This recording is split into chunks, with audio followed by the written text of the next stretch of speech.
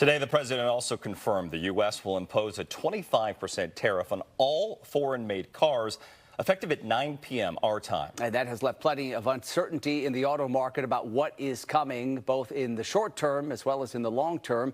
KTVU's Mark Sayer joining us now live at the Capitol Expressway Auto Mall in South San Jose with a look at what some experts are saying. Mark?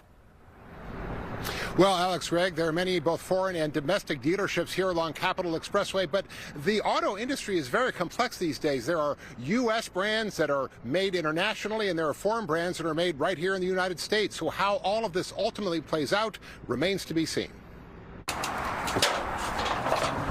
A fresh delivery of Volkswagen vehicles coming off the truck at Capitol VW on the Capitol Expressway Auto Mall.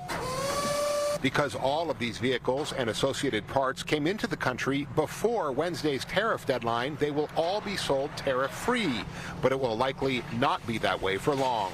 I think we're all learning about the tariffs right now. They're kind of fluid in a situation based on the manufacturer and the vehicles that are going to be entering the United States and how that's all going to be affected. Jeremy Beaver is the chief executive of the Del Grand Dealer Group, which has a large footprint in the Bay Area. Beaver oversees 17 local dealerships representing 12 different brands.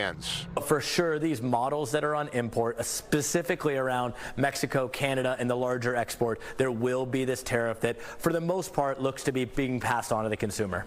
Beaver says different manufacturers could also handle tariffs in different ways. Some might simply raise the overall price to dealers. Or, in some of the cases, the manufacturers are actually adding a line on the MSRP that shows the tariff amount that is going to be applied for that vehicle. Well, there's a couple ways to look at it. The one way is long-term. This may end up being a long-term benefit, but in the short term, it's going to raise prices. Brian Moody is executive editor at Auto Trader. He says the impacts can be confusing because of the way cars are made.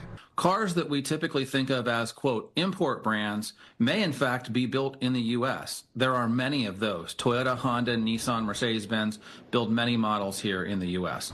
And brands that we typically think of as domestic brands may be built just over the border in Canada or Mexico. So what does this mean for consumers right now? If I was on the fence or I was already going to buy a car this year, I would speed that process up. Some dealerships and manufacturers are already offering financing and other incentives for buyers who are considering a new vehicle. No one wants to pay anything more in the future for the same thing that they could have bought today, so it's an absolutely great time to have savings.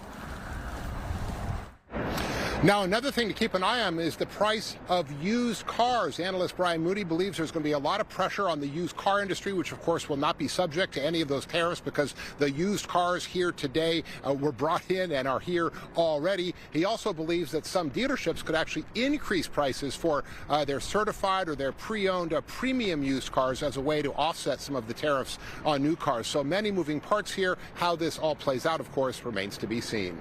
Reporting live along the Capitol Mall Auto Park, I'm Mark Sayer, KTVU, Fox 2 News.